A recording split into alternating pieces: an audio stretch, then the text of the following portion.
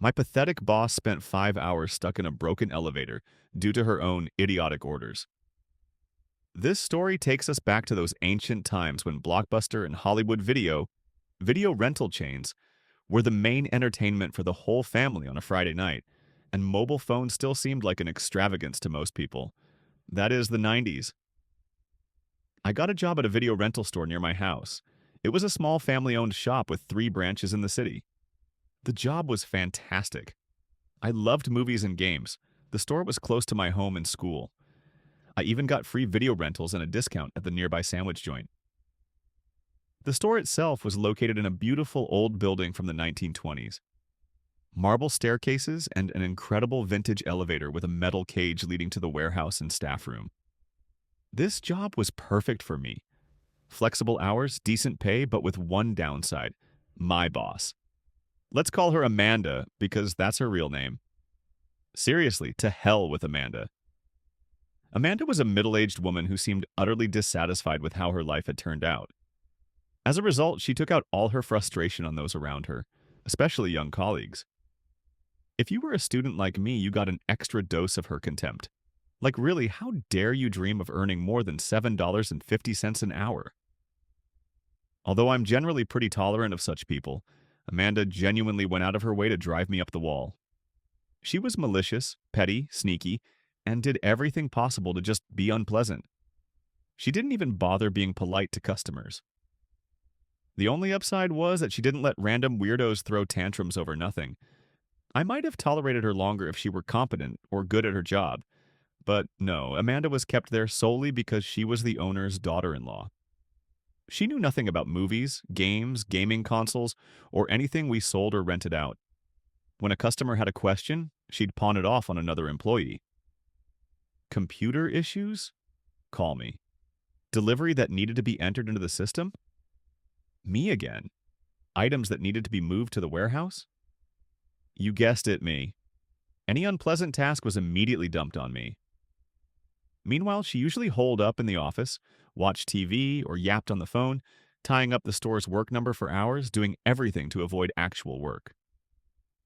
When I complained about Amanda to Ken, the store owner, he just sighed heavily, grimaced painfully, and asked me to just put up with it and stay out of her way as much as possible. I got the distinct impression that Ken didn't particularly like her either, but she was his daughter-in-law. He tried to schedule us so we'd rarely cross paths, but at least once a week I still had to work with that demon. One day, I was on the phone with a customer discussing late return fees when Amanda decided she urgently needed to make a call. As a result, she publicly tore into me in front of the entire store. It was a Saturday, and we were packed. She yelled so loudly that the woman on the other end asked if we were being robbed and whether she should call the police. Before I could respond, Amanda snatched the phone from my hand and slammed it onto the base. You never, hear me, never should be on that phone. Got it? Though I desperately wanted to headbutt her, I held back, bit my tongue, took a deep breath, and counted to 10. When that didn't help, I kept counting to 20, then 50. Instead of wishing for rabid wolverines to tear her apart, I just smiled and said, "All right." That seemed to infuriate her even more than if I'd lashed out. She stormed off to the office with a huff, and I started serving the flood of customers. Everyone asked if I was okay, and one guy even offered suggestions on how to dispose of a body. The ideas were solid, but I had plenty of my own fantasies. Though gutting Amanda with rusty paper scissors sounded tempting, it probably wouldn't help my life goals.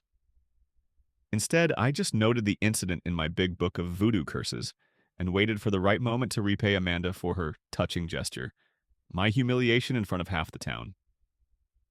But for my act of malicious compliance, I needed a reason, and Amanda didn't let me down. A month passed. I'd worked about 7 hours of a 9-hour shift and only saw Amanda once when she left the store. With just 2 hours left and no break yet, I really needed the bathroom. I told a colleague I was going to the restroom. Apparently, bathroom needs didn't fit into Amanda's worldview. She started banging and kicking the bathroom door, demanding I come out. I didn't rush, calmly washed my hands, fixed my hair, and walked out with the most unruffled expression. While she screeched, I ignored her, walked to the floor, and grabbed a cart of movies to shelve. She seized the cart from the front and knocked off the top stack of films, Then she commented on the dubious origins of my parents, said I loved passionately embracing mothers, and that honestly, I had no idea about these things in my life. All this time, I thought I was just a regular college student. I could have probably gotten on TV if I'd known earlier how special I was. Amanda declared that under no circumstances was I allowed to leave the sales floor during my shift. Once again, I summoned an inner calm that would have made Gandhi proud, flashed a smile, and nodded. All right. Outwardly, I looked calm, but inside I'd made my decision. My chance would come, and I wouldn't miss it. Even if it was a tiny chance, my moment would arrive. And that moment came on a lazy, blissful, quiet morning. Since it was morning, only Amanda and I were in the store. I hoped she'd stay holed up in the office and I wouldn't have to deal with her. When I arrived, repairmen were working near the elevator. One of them approached me and said they were missing a part and would return tomorrow to finish the job. It was mildly annoying that I'd have to haul boxes of tapes up the stairs, but it wasn't a big deal. Amanda showed up a couple of hours later and didn't say a word to me. I was at the counter sticking labels on a batch of new releases when I noticed her heading to the elevator through the back door. After the technician's comment about missing parts, it didn't even occur to me that the elevator had power. With a hint of schadenfreude, I thought Amanda would have to climb the hated stairs. She was incredibly lazy after all, but it turned out the elevator did work. Well, at least enough to go half a floor and get stuck. It stopped at a height where you couldn't climb out to the upper floor or jump down to the lower one. I couldn't believe my eyes. Malicious compliance mode activated.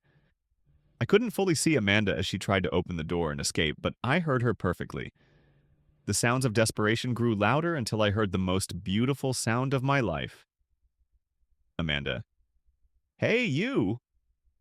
A slow, Grinch-like smile spread across my face. I walked to the edge of the sales floor and shouted, Yes, Amanda. The elevator's stuck. Can you open the door from your side? I don't know. I can't see from here. Amanda huffed irritably. Then come over and try to open it. I can't, Amanda. And why the hell can't you? I'm forbidden from leaving the sales floor during my shift under any circumstances. Are you kidding me? You said so yourself.